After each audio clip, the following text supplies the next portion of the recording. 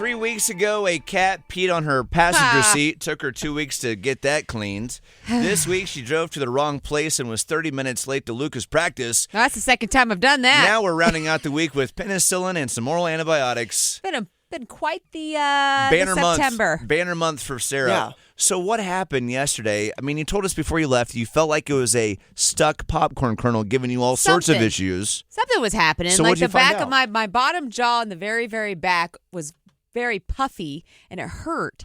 And my mouth tasted nasty. Yeah. And I was like, something's wrong.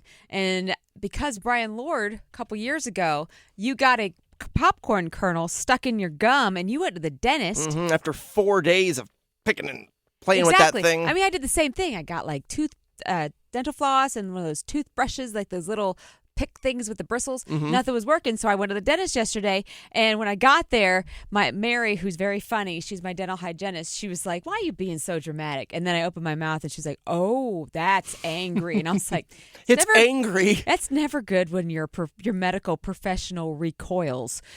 So she starts working on it, and she gets whatever it was out, it wasn't popcorn. We're not sure what it was, and she calls the dentist in, and the dentist gets in there. Oh, we need backup. Yes, and she's like, "I need the dentist to look at this because I think I need to like do some antibiotics with this." And so she comes in and she's like, "Oh yeah, that's really angry." And she said, Was that her quote yesterday? Yes.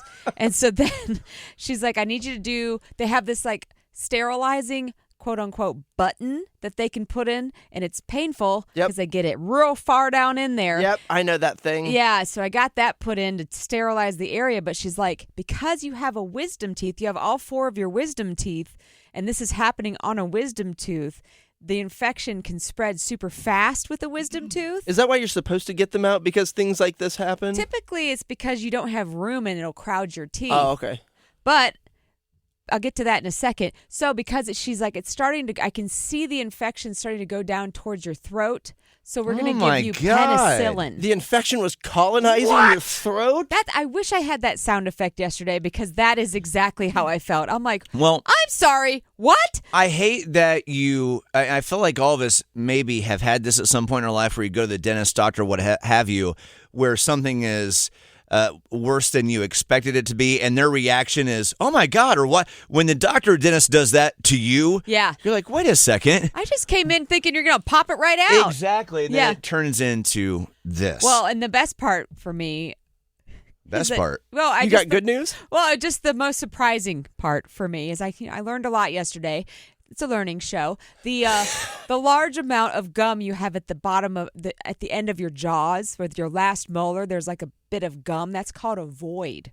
And if you have a short void, you tend to have your wisdom teeth taken out. Well, the doctor's like, "Wow, you have all 4 wisdom teeth?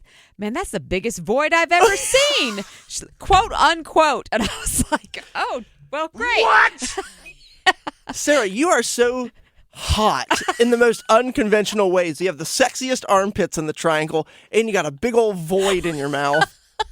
Hot. I am a unicorn. Talk about a breeder. Sparkly, gorgeous unicorn with a big old mouth. Mixed traffic.